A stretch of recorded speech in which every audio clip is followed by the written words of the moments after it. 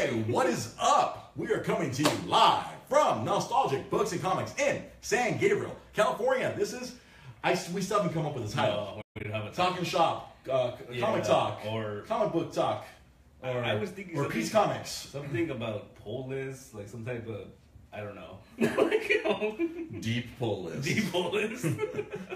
or deep from inside the pull list. I don't know. We'll think of something. We'll workshop a title later. What's more important is the content. We're here again. We're trying to do this on a weekly basis. Of course, I'm your host, Dre Cervantes, host of Dre's Geek Philosophy Podcast. You're probably watching this on the Dre's Geek Philosophy Podcast page. I had a friend tell me if we're going to post this on iTunes. I don't know if this thing kind of works. I guess we can post. We can pull the audio. I might have to bring the laptop and set up the mics here, and then I'll have to figure out. I'll have to have Sam teach me how to use Audacity or whatever that program is. But we're going to talk about this week's brand new comics. It's Wednesday night. It's Wednesday. We have comic books. Yep, we have a lot of comic books this week. A lot of books this week. Well, DC, it's kind of crazy. DC hit issue 25 on a lot of their books. Really? Going from Rebirth. But a lot of those titles were coming out twice a month. Twice a month. But that means we're at like the 1 year mark, give or take, right? Give or take, yeah. You know what that is? It's been 1 year since the midnight event that you had here at Nostalgic Books and Comics. Here, where the DC Rebirth came out, I almost cried reading that book. Yeah, that's a good book. Because one of my favorite characters, the Wally West Flash, Wally West came back from the depths of wherever inside the State Forest, where the DC creative control decided to throw him in for the last 5 years. But he came back, and we have this brand new kind of hybrid universe of things from the before they destroyed everything to and the stuff that they decided to keep from the New 52, and now we have this. It's kind of a mishmash. It's exactly what they tried to fix in 1988. Yeah, exactly. When they started all this crisis rebooting nonsense way back when. And so the problem they tried to fix in 88 is now the solution that we have. It works. 2016, 2017. Sure, why not? But it's been working. It's been good. It's actually a few of the books have they stayed pretty solid all the way through. So let's lead off. Since you brought up DC Comics, let's talk about what you said in the pre-show meeting. Is my favorite book. Your favorite book is Super Sons. Super Sons. It's kind of a throwback to classic World's Finest. World's Finest. For those who don't know, that's a book where it was Superman and Batman were working together. But the twist is it's the sons of Superman and Batman, and it's really interesting because it's very much in that vein of like especially in this issue. This issue they realized that their dads they didn't always like each other. Yeah, and so that's kind of what they're going through right now, and because they're Damian Wayne, son of Batman, and you have Jonathan Kent, son of Superman. It's a long explanation, right? We're not going to spend the time why there's a super son and Robin is now the son of Batman. If you're a comic nerd, you know already, and if you don't know, Google it. Yeah. But please continue. And so it's really good. It's a really good series because Jonathan Kent, he's half human. Mm-hmm. Lois Lane is his mom, so he doesn't have the full range of powers that Superman had. Right. He can't fly. He can't fly yet, and then Damian, he was raised by the League of Assassins. Yeah. So it's kind of polar opposites, and much like Batman and Superman are polar opposites. And with this one, because I think it's maybe because they're much younger, they don't like each other, but they realize that they're kind of like they're kind of stuck with each other though, Yeah, when I read those first few issues a couple weeks ago, it was very entertaining. I thought this was a really fun book. A lot of good stuff was happening here. And like you're saying, this is one of the best books out here right now. Yeah, it's really good. It's really entertaining, and it's one of those books that you don't really have to know much. You can just jump on it, and it's fun. It's classic superheroes. So as long as you understand the mythos, kind of like the basic mythos of Batman and Superman, you jump right in and like, oh, this whole family dynamic now. Yeah. They have their fathers and their crazy sons are going off. Because I remember reading the first issues, Lois is telling Jonathan, don't leave the house. Yeah. Don't go doing something stupid. And then Damian shows up and is like, oh. Let's go be stupid. I need your help, dummy. Yeah. Come on, Superboy. Yeah. I'm not Superboy. He hasn't figured out who he is. He's just son of Superman. He's just son of Superman, yeah. And then and a really good companion book to that is the regular Superman title, which hit 25 this week. Right. They brought back one of my favorite characters, Manchester Black. Really? All right. The Joe Kelly character. Yeah, from the Elite. From the Elite. Yeah, he's back, and it was a pretty good. It's a pretty good issue. Like they basically set up that this whole time that Superman's been back, he's been living in this new town called Hamilton, Right. And now we realize Not related to the Broadway play. no, yeah. Okay. But now we realize that a lot of weird stuff goes on in Hamilton, and he wasn't imagining it, and it was a big conspiracy about Hamilton, and Manchester Black was behind it. Oh, dun dun dun! His old enemy from the pre-New 52. And so Manchester Black. And apparently it's pre-52 Manchester Black too. It's not a rebooted version of him. Oh, good. Well, because the Superman is the Superman from before the big reset button, before Flashpoint. Yeah. This is the as like we would say the Jan Jurgens Superman. Yeah, Dan Jurgens. This is the one who died. The one who died. The one who fought Doomsday and all that. Yeah. And then they married Lois Lane and threw a baby in her. Yeah. And that's the Superman we have right now. That's the Superman we have right now. Because the New 52 Superman sacrificed himself. Yeah, and he died. The end of the New 52, which I feel really bad. If you're not a comic book person, a lot of this stuff is going to really just be like right over your head. But maybe you can learn something. Yeah. And then Batman hit 25 this week. Oh, really? Yeah, would that be the one right here in front of me? Yep. Batman number 25. And so there's been some wacky stuff in here. The writer Tom King, you told me about him. He's supposed to be really good. Well, see, the thing is, I don't know if you heard what happened in 24. No, I did not. Issue 24. Spoilers for those of you who read Batman. Spoilers, you can just go ahead and stop listening right now. Mute the video. In issue 24, he proposed to Catwoman. What? Yeah. What, he thinks Damian needs a mom that's not homicidal, suicidal, and genocidal? Kind of. I think he's basically learned that, after meeting up with his parallel universe dad, he's learned that, you have to live life. And so I guess that's what he's decided. He decided, right here, he's here in bed with Selena Kyle. Yeah. It's like, wow. So this issue starts up an event called the War of Riddles and Jokes. So I'm gonna take a leap in logic here. The Joker and the Riddler. Yeah. Okay, apparently, is that who these two are the cover? I think so. A very oddly drawn Riddler and oddly drawn Joker. And apparently Tim Sale. Tim Sale. Oh, I just realized, I'm like, wow, this art style looks kind of familiar. Tim Sale, have you ever read The Long Halloween or any of his famous books? Tim Sale's been doing the B covers since the beginning of Rebirth. Yeah. So it's been kind of cool. That's kind of cool. He's become a cover artist like J. Scott Campbell. Yeah, exactly. I was like, it's a good work if you can get it, I guess. Yeah. So apparently the War of Real Jokes happened at some point, and we're flashing back to it. Mm-hmm. And Batman, he apparently did something during this time, and he's gonna confess to it. Something went wrong, or he was forced to do something, and that's what we're saying this whole thing. Well, I did what I had to do during the War of Jokes and Riddles. So now we're gonna find out. I presume now they're gonna go back. Yeah. And show you this. Because I saw very clearly the conclusion of this War of Jokes and Riddles. Nice little gut shot there. What's going on? But pretty interesting. Yeah, that's cool stuff. Crazy stuff. I might have to be a terrible comic fan and go look for the trades. There you go. That's a big quote-unquote problem for a lot of people. Yeah. So how about the Marvel side? Anything exciting? I see you have something on your head. Yeah. What happened today in the side on the Marvel side? So we got a new monthly Spider-Man book. Brand new monthly Spider-Man book. Peter Parker, the Spectacular Spider-Man. Hey, Spectacular Spider-Man. Old title, right? I remember those days of buying Spectacular occasionally myself. And we got a writer, Chip Zdarsky, on there. Chip Zdarsky, writer of Sex Criminals, one of my favorite books. From the image side of things. That book is amazing. Yeah. It's awesome. So he's writing a Marvel book. Yeah. Oh, he's been working on Marvel for a little while. Really? He did Howard the Duck for like 20-something issues, and then he did the recent Star-Lord miniseries. Okay. And his stuff is really funny. Like he doesn't take the characters very seriously. Naturally, no. Yeah. If you've read any of his image stuff, then he's not one person. Yeah. And serious stuff. Like even going down to these are pretty popular, right? These blank covers. The blank covers where you take someone. So if you look in the back, how to draw Spider-Man in 6 easy steps. And there's 9 steps. There's 9 steps, and I see on step number 8, no stupid chip. Yeah, that is awesome. So this book is really funny. The Dan Slott book, it's Spider-Man kind of worldwide. He's in Japan. He's in all over the world. Because now he's dealing with the aftermath of being. I guess doesn't he own Horizon Labs, turned into Parker Labs, and he's basically Tony Stark. He turned him into Tony Stark. He is.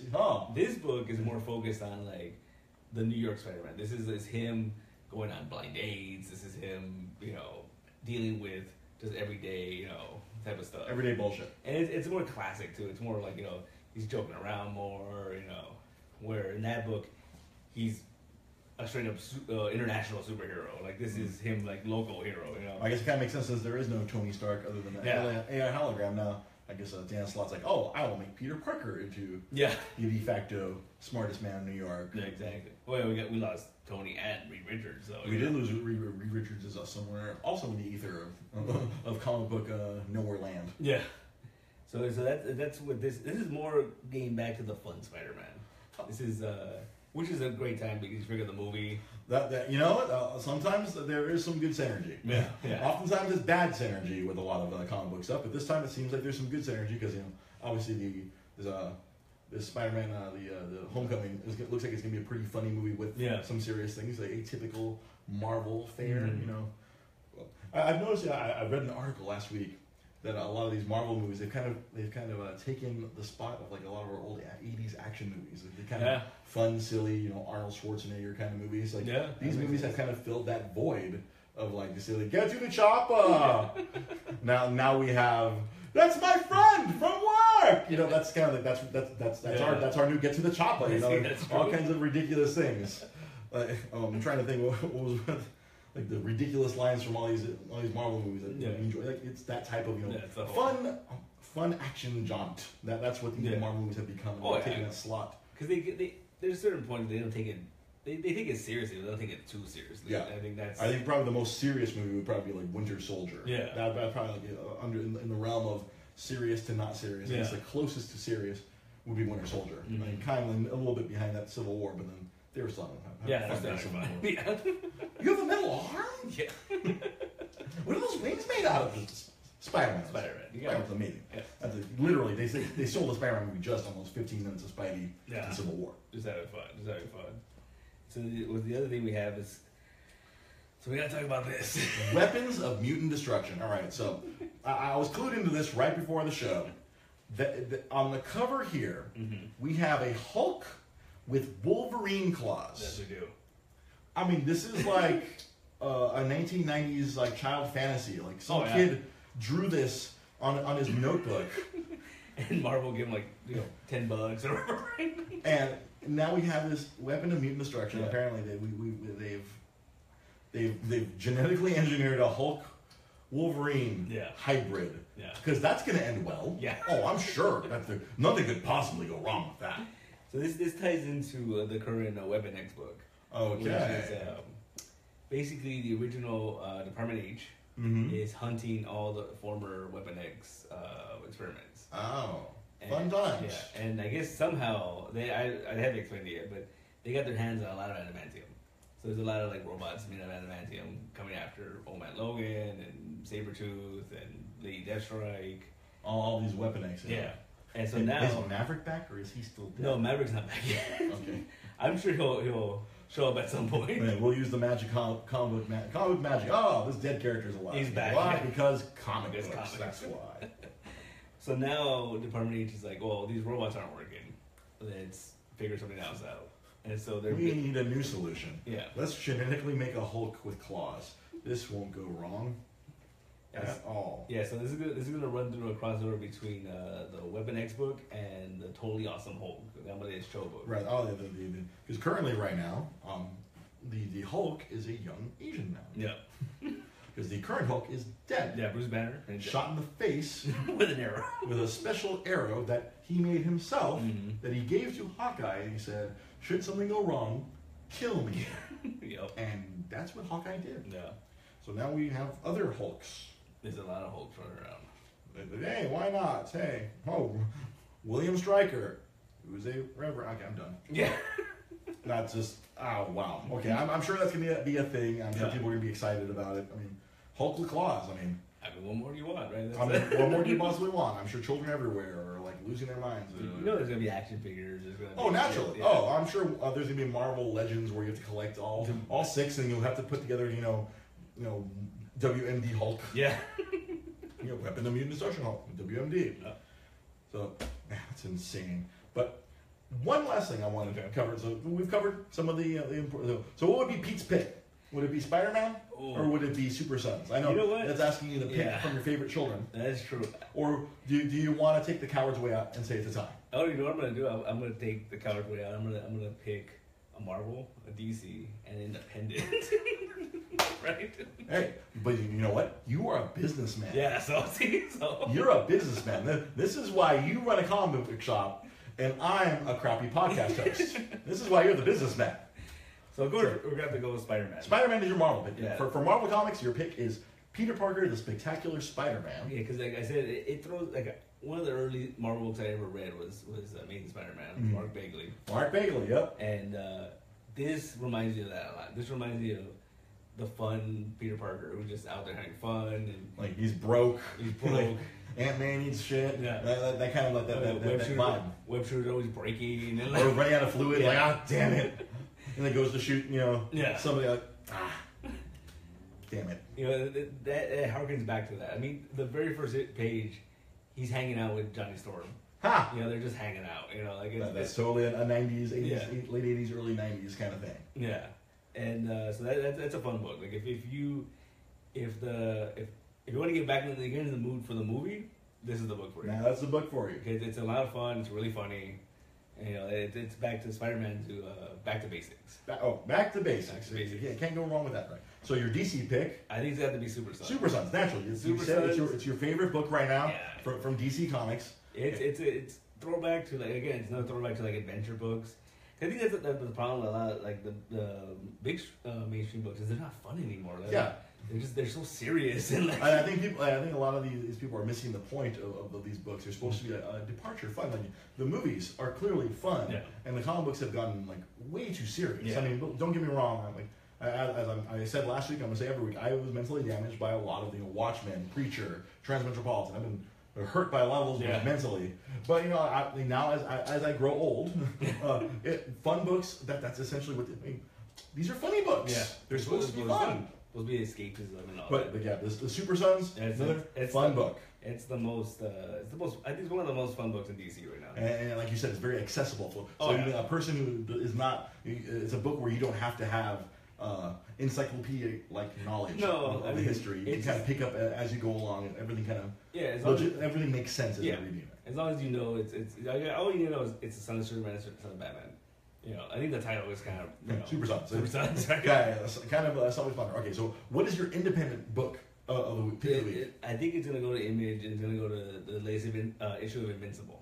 Invincible is probably one of the best superhero books outside of Marvel and DC. All right, does Kirkman still write it? Kirkman still writes it. Also, for those of you who do not know, Kirkman, Robert Kirkman? Robert Kirkman? Yeah.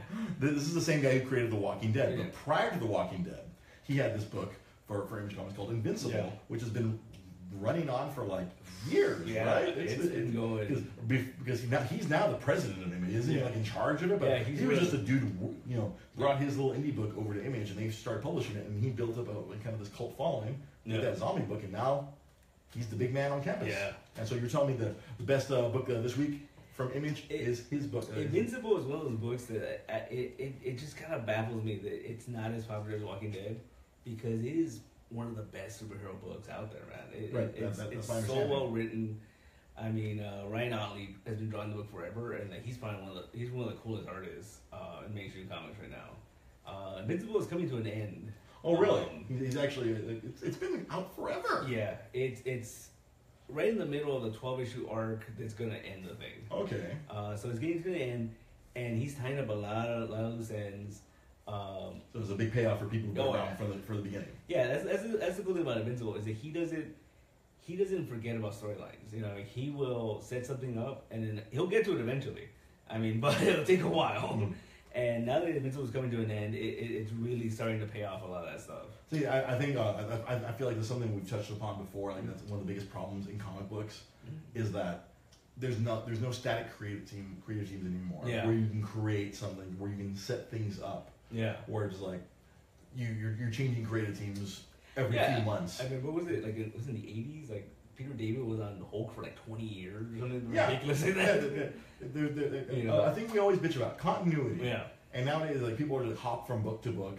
A lot of times, more recently, a Brian Michael Bendis. He stayed on Avengers for a long time, but eventually his run came to an end. Yeah. He moved on to X-Men. Oh, well, he's been kind of like moving around a little bit himself. I don't know if that's more of a Marvel mandate or his creative, or like he needs constantly, to keep restart, kick the creative juices flowing, going somewhere else instead of setting up a long game like he did with the new Avengers.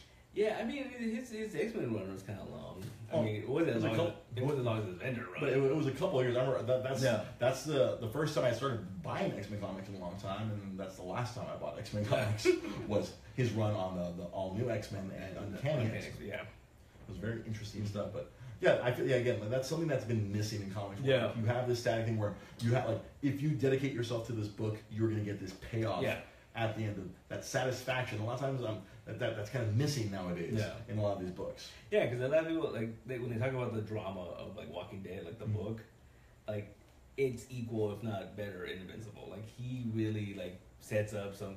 It's the same creative force behind it. And there's a lot of issues where like nothing really happens. It's just people talking, and you're just like, holy crap! Like that. Some of those are like my favorite issues. Right, and then some of those they're advancing the plot. Yeah. Not through action, but through words. Yeah, to the storyline. Yeah. And it's really good book. Like it's coming to an end. So those compendiums. I think there's like 2 out right now, 2 or 3 out right now. So. It's a good book to like check out at one point. Well, so those of you like looking for something new that like if you've never read this Invincible book, that's something you can always come down here to Nostalgic Books and Comics, or you can go to the website. Yep. So send them a message. Maybe you can get the books from Pete here directly. There you go. Help a brother out. No. So those are your 3 picks. Those are my 3 picks. And so. Something else I want to talk a little bit about comic book movies because that falls into the realm of comic books. Mm-hmm. I know we're doing this comic book focused show, but the stuff that just happened the other day where Kevin Feige, the head of Marvel Studios, is sitting next to the lady from Sony, and she's blurting out maybe you have a little bit more insight than I do. Yeah, I guess I don't know, they were at some festival or something, but they asked her if Tom Holland would ever show up in these spin-off movies. They just announced with Venom, Black Cat, and Silver Sable. And I think they just announced recently, I read somewhere like a Mysterio movie. Really? Yeah, that's weird. That's weird. If it's not Bruce Campbell, I'm going to be really disappointed. The little pre-show meeting the other day before the actual podcast. But so they asked her, will he ever show up? And she just straight out said, yeah, he can. It's same continuity. So that means these movies take place in the MCU. Because that was denied. That was denied when we first heard of this Venom movie. Yeah. It was denied. These would not be a part of the MCU. These are separate. But this lady has now come back the other direction. Yeah. Said that, and now we have, as we had sad Ben Affleck last year, and now we have sad Kevin Feige. Yeah. Because she caught him off guard. Like he was just sitting there, and he's just like, oh shit. This is not public knowledge. Yeah. Well, it's like the. I feel like it was something out of Arrested Development. Yeah. What was it? I made a huge mistake. Yeah. I made a huge mistake. I trusted this lady with sensitive information. It's so that's kind of crazy. That means that all that's tied in somehow. So the Spider Universe. And I read something else where I guess the contract between Marvel and Sony is coming up, and I guess I don't know who it's up to where if they're gonna continue this partnership where everything's gonna tie together. I think in the sake of money, if they're smart, then yes, they should continue to hitch their wagon to Marvel and continue to make sure they produce fun movies. Yeah. These movies that apparently are seem bulletproof. They haven't hit their Cars 2 yet. Yeah, Cars 2. they haven't stumbled over a good dinosaur yet. But see, it makes you wonder though is Feige going to be involved in these movies now? Because if he's in charge, he has to be, right? I'm pretty certain. In a couple weeks when we go watch Spider-Man: Homecoming, I'm pretty sure we'll see Kevin Feige, PGA, Producers Guild of America. Yeah. His name's going to be a part. Because he's the guy. Yeah. He's in charge. Because if they tie in, then that essentially affects the MCU, right? Because This is a problem the movie industry has never had to had to reckon. Everything ties together. Yeah. So not since Harry Potter have we had such an overlapping story that just goes on and on and on. A money machine, so to speak. It is a money machine. So it's pretty crazy. Yeah, we'll see. Tom Hardy's on board, so Venom should be. We'll see. Well, I gotta hear who's directing this. We gotta see who's writing it. It's the guy from Zombieland. I like Zombieland. Yeah. So okay, that's fair. It could be. I don't know. We'll see. That's fair. I feel like I can be on board with that. No. So that's a little bit of comic book. So whenever something happens, like in the comic book world, like we'll also probably try to bring it up here on the show. Yeah. Usually bigger stuff. Yeah, we might do this on the Monday night show when we're in the studio, in the secret podcast studio. When we can talk a bit long form, but this is more like a short form show where we can get on here for about 20 some odd minutes, BS for a little while about comics, every week, promote the store. Yep. Yeah, buy comics. If you're buy comics, buy from my boy Pete. So, anything else you want to add this week, Mr. Pete Molini? No, I think we got Owner, sole proprietor of Nostalgic Books and Comics. Remember, you can always you can check out his Facebook page. I tagged it in this video. You can check it out right there. You can always follow Nostalgic Book on Instagram and Twitter at nostalgic_comics. Yep. You can follow me at DreGP Podcast on Twitter. Or, of course, you're already watching this on Facebook. I don't know if this is going to make it to iTunes, but hey, that's a future problem for future Dre. There you go. So, for our comic book expert, Pete Molini, I'm your host, Dre Cervantes. This has been Untitled. Untitled. This has been Untitled here. And thank you for watching. Have a good night.